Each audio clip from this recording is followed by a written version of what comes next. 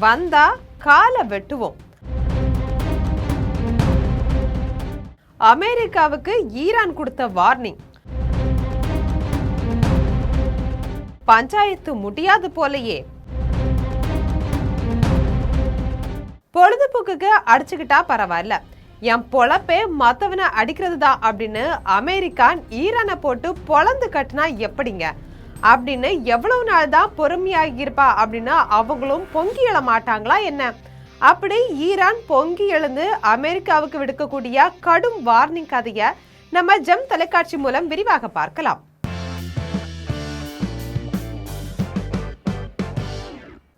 அமெரிக்க அதிபர் Donald Trump தலைமையில Iran மீது மீண்டும் மேக்சிமம் பிரஷர் கொள்கையை தொடர்ந்திருக்கு. அதே நேரத்தில் இரண்டு நாடுகளும் அணுசக்தி விவகாரம் குறித்து பேச்சுவார்த்தையும் நடத்தினாங்க. இஸ்ரேல் ஈரானினுடைய அணுசக்தி மற்றும் ராணுவ இலக்குகள் மீது பெரிய தாக்குதலை தொடங்கியிருக்காங்க. ஈரான் ஏவுகணைகள் மற்றும் ட்ரோன்கள் மூலம் பதிலடியும் கொடுத்திருக்கு. அமெரிக்கா நேரடியா போர்ல இறங்கி ஈரானுடைய ஃபோர்டோ, நதான்ஸ், இர்ஃபஹான் அணுசக்தி நிலையங்களை தாக்கியிருக்காங்க. இதுக்கு அப்புறம் ஈரான் அமெரிக்க ராணுவ தளத்தை குறிவைத்து பதிலடியும் கொடுத்திருக்காங்க. சுமார் 12 நாட்கள் நீடித்த போருக்கு பிறகு அமெரிக்க முயற்சியுடன் போர் நிறுத்தமும் ஏற்பட்டிருக்கு. அணுசக்தி மற்றும் ஏவுகணை விவகாரங்கள்ல உடன்பாடு ஏற்படாத நிலையில அமெரிக்கா மற்றும் இஸ்ரேல் மீண்டும் ஈரான் மீது பெரிய அளவுல தாக்குதலும் நடத்தினாங்க. ஈரானுடைய உச்ச தலைவர் அயதுல்லா அலி கமேனி கொல்லப்பட்டாங்க. தொடர் தாக்குதல்களுக்கு பிறகு அமெரிக்கா ஈரானிடையே தற்காலிக இடைநிறுத்தமும் ஏற்பட்டுச்சு. இந்த நிலையில நான் பிடிச்ச முயலுக்கு 3 காலுதான்னு சொல்லக்கூடிய அமெரிக்கா போர் நிறுத்துற மாதிரி தெரியல. தொடர்ந்து ஈரான் அமெரிக்கா மோதல் எப்போ முடியும், E20 பெட்ரோல் கொடுமையிலிருந்து எப்போ வெளியே வருவோம் அப்படின்னு இந்தியா உட்பட மொத்த உலகவுமே எதிர்பார்த்து காத்துட்டு இருக்கு. இப்படி இருக்கக்கூடிய நேரத்துல தான் அமெரிக்கா குறித்து ஈரான் காட்டமா பேசியிருக்காங்க. பஞ்சாயத்து இப்போதைக்கு முடியாது போல அப்படின்னு சர்வதேச அரசியல்வாதிகளை பேச வச்சிருக்கு. எங்க நாட்டின் மீது தரைவழி தாக்குதலை அமெரிக்கா தொடங்கினா அதற்கு மிக கடுமையான பதிலடியை நாங்க கொடுப்போம். அமெரிக்க ராணுவத்தினர் யாராவது எங்க மண்ணில் காலை வச்சா காலை வெட்டுவோம் அப்படின்னு ஈரான் ராணுவ தரைப்பட தளபதி பிரிகேடியர் ஜெனரல் அலி ஜகான் ஷாஹி பேசியிருக்காங்க. எங்களுடைய தரைப்படை போருக்கு முழுமையா ரெடியா இருக்கு. நாங்க எங்களுடைய எல்லைகளை தீவிரமா கண்காணித்து வரோம். எதிரிகள் ஊடுருவினா அதற்கான பலனை அவங்க அனுபவிப்பாங்க அப்படின்னு ஜெனரல் கூறியிருக்காரு.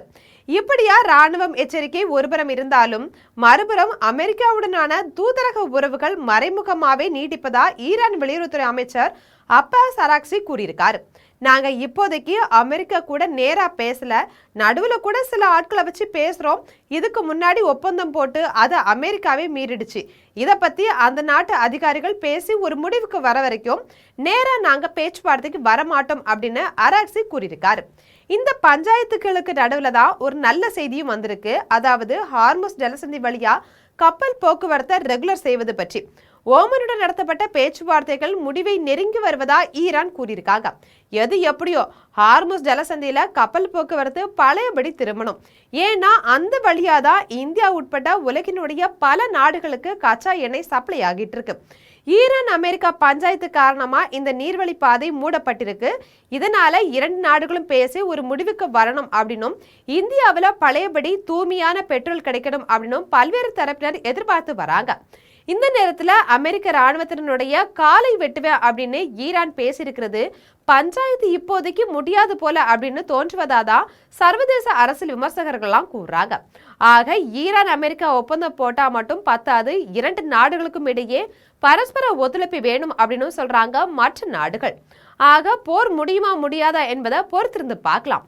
இது போன்ற ஈரான் அமெரிக்காவுக்கு வார்னிங் கொடுக்கும் கதை மட்டுமல்ல, உலகில் இருக்கக்கூடிய நியாயத்திற்கு எதிராக நடக்கும் அநீதிகளுக்கும் வார்னிங் கொடுத்து விழிப்புணர்வு ஏற்படுத்தும் நம்ம ஜெம் தொலைக்காட்சியுடன் எப்போதும் இணைப்பில் இருங்கள்.